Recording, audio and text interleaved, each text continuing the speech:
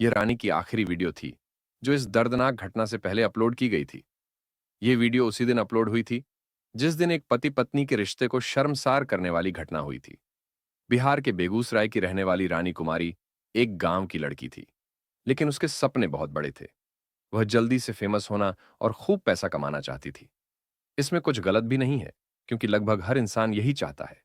लेकिन रानी को खुद नहीं पता था कि फेमस होने की चाह में वह ऐसा भयानक कदम उठा लेगी, जिससे उसकी और उसके अपनों की जिंदगी बर्बाद हो जाएगी।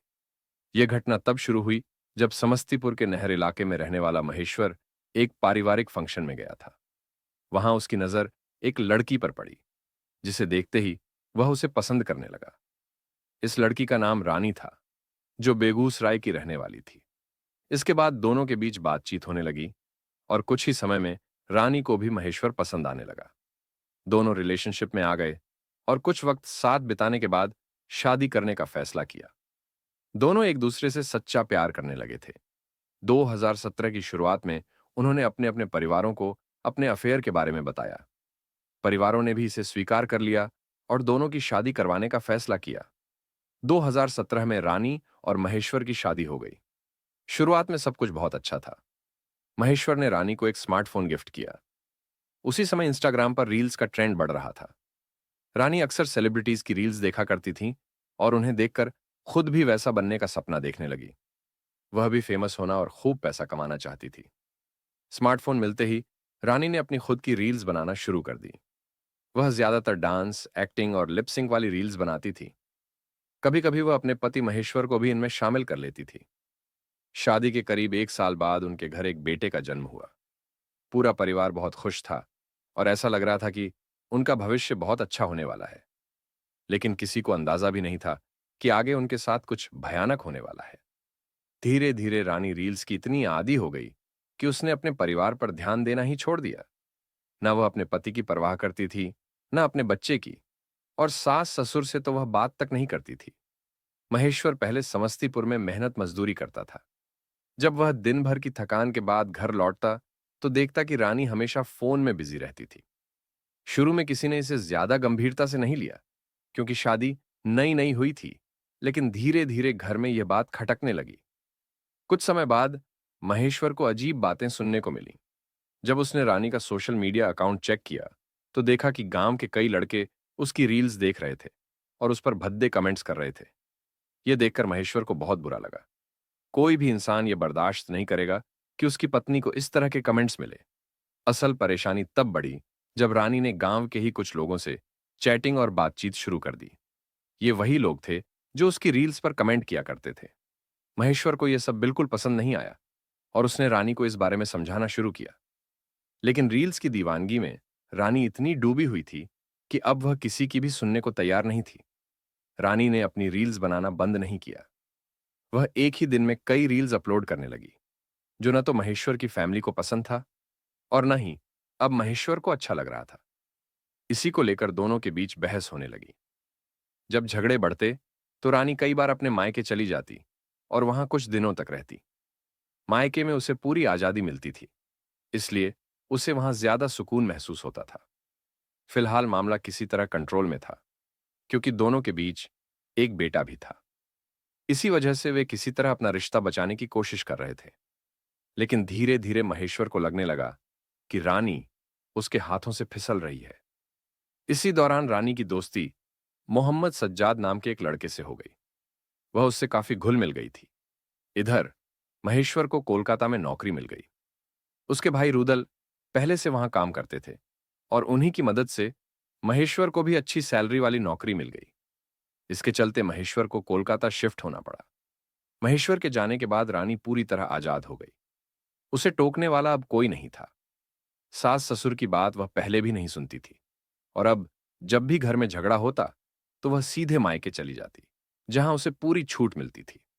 बीच बीच में जब वह ससुराल वापस आती, तब भी घंटों सज्जाद से फोन पर बातें किया करती थी। धीरे धीरे सज्जाद उससे मिलने भी आने लगा।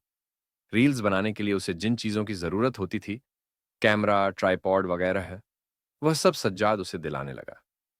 वह हर तरह से रानी की मदद कर रहा था और शायद बदले में उसे भी कुछ मिल रहा था। यही सब चलता रहा और धीरे धीरे चीजें और भी आगे बढ़ने लगीं। 2017 में हुई शादी को बचाने के लिए महेश्वर पूरी कोशिश कर रहा था। वह बार बार रानी को समझाने की कोशिश करता ताकि उनका रिश्ता ठीक हो जाए और उनका 5 साल का बेटा सही तरीके से पल सके। इसी कोशिश में उसने 7 जनवरी को रानी को फोन किया ताकि दोनों अपनी परेशानियों को सुलझा सकें। लेकिन रानी के दिमाग में कुछ और ही चल रहा था। उसने महेश्वर को कोलकाता से बेगूसराय बुलाया, जहां वह अपने मायके में रह रही थी। महेश्वर को लगा कि शायद रानी अब सुधर गई है और उसके साथ वापस घर या कोलकाता जाने के लिए तैयार है। यह सोचकर वह बहुत खुश हुआ और उसने अपने भाई रूदल को बताया कि वह रानी को लेने बेगूसराय जा रहा है। रूदल को इसमें कोई दिक्कत नहीं थी, क्योंकि अगर भाई का रिश्ता ठीक हो रहा था तो यह अच्छी बात थी। उसने महेश्वर को जाने की इजाजत दे दी। महेश्वर बेगूसराय के लिए निकल पड़ा, लेकिन वहां पहुंचने के बाद उसके साथ कुछ बहुत भयानक हुआ। जब रूदल को लगा कि महेश्वर अब तक बेगूसराय पहुंच गया होगा, तो उसने उसकी खैरियत जानने के लिए फोन किया, लेकिन कॉल किसी और ने उठाया। उस शख्स ने बहाने बनाकर जल्द ही फोन काट दिया। उसकी आवाज और बात करने का तरीका अजीब था, जिससे रूदल को शक हुआ। रूदल को कुछ गड़बड़ महसूस हुई, इसलिए उसने तुरंत अपने पिता को कॉल किया, जो समस्तीपुर में रहते थे। उसने उनसे कहा कि वे फौरन बेगूसराय जाकर देखें, क्योंकि ऐसा लग रहा था कि महेश्वर के साथ वहां कुछ गलत हो रहा है। महेश्वर ने जब से कोलकाता छोड़ा था, तब से उसने अपने भाई रूदल से बात तक नहीं की थी। जब उसके पिता को यह पता चला, तो वे तुरंत बेगूसराय पहुंचे।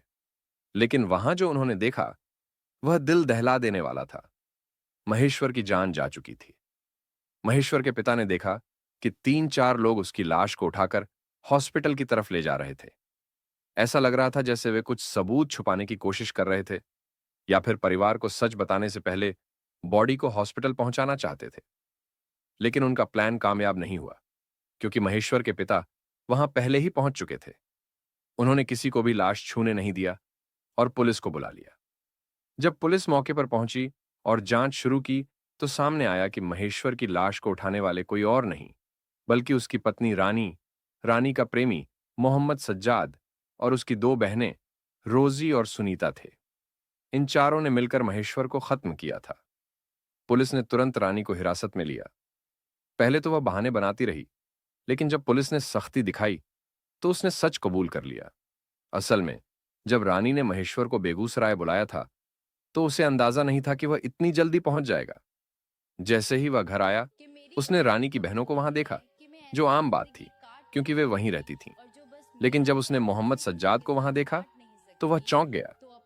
सज्जाद वही इंसान था जिसके साथ रानी का अफेयर था और जिसके लिए महेश्वर ने उसे कई बार टोका भी था। गुस्से में आकर महेश्वर ने रानी को डांटा और सज्जाद से बहस करने लगा। हालात इतने बिगड़ गए कि रानी, उसकी बहनों और सज्जाद ने मिलकर महेश्वर की जान ले ली। वे उसकी लाश को छिपाने की कोशिश कर रहे थे, लेकिन इससे पहले कि वे सफल होते, महेश्वर के पिता वहां पहुंच गए और पुलिस ने सभी अपराधियों को पकड़ लिया। आज के दौर में सोशल मीडिया एक बड़ी चीज बन चुका है। इससे लोग फेमस भी हो रहे हैं और पैसा भी कमा रहे हैं, जो गलत नहीं है। लेकिन जब सोशल मीडिया की दीवानगी इतनी बढ़ जाए कि इंसान अपनी ही फैमिली को भूल जाए, तब यह खतरनाक बन जाता है। उम्मीद है कि यह पहला और आखिरी मामला होगा जहां सोशल मीडिया की लत ने एक शादीशुदा रिश्ते को इस हद तक शर्मसार कर दिया।